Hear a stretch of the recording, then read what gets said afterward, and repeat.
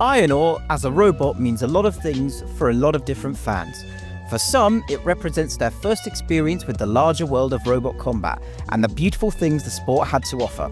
And for others, it represents the reason why the UK live scene is often mocked and ridiculed, usually by fans across the pond.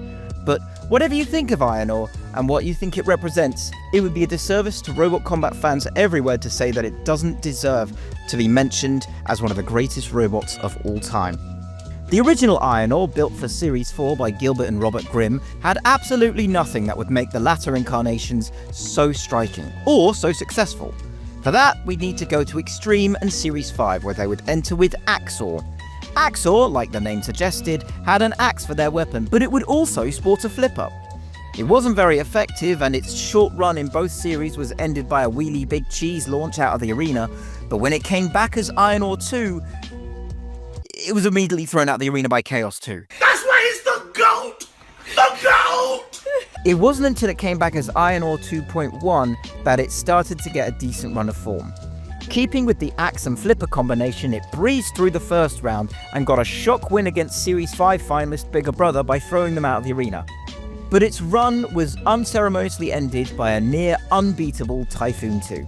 Not bad, but it wouldn't come close to the levels of success that they would ultimately have in the future. With the cancellation of Robot Wars in 2004, Iron Ore and others like it had to try and fill in the gaping hole that was created with the show's demise. Iron Ore 3's inception was the first of the robot's lineage to incorporate a design style that would become quite popular in the UK robot combat scene: the Brit flipper. While the term tends to describe any flipper that's made in the UK, it's often used to describe a very specific shape, also derogatorily called cheese wedges.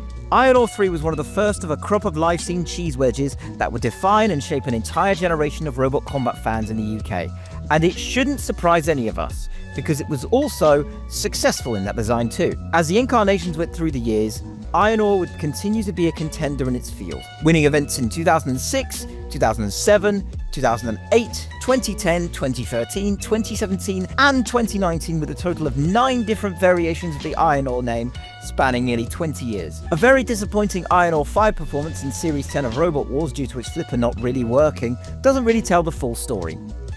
Whether you love or hate this robot, it has a legacy that cannot be disputed, and I don't doubt for a second that it is remembered very fondly by those who grew up going to Roaming Robots, Robots Live, the Robot Wars live shows, or Extreme Robots events over the years.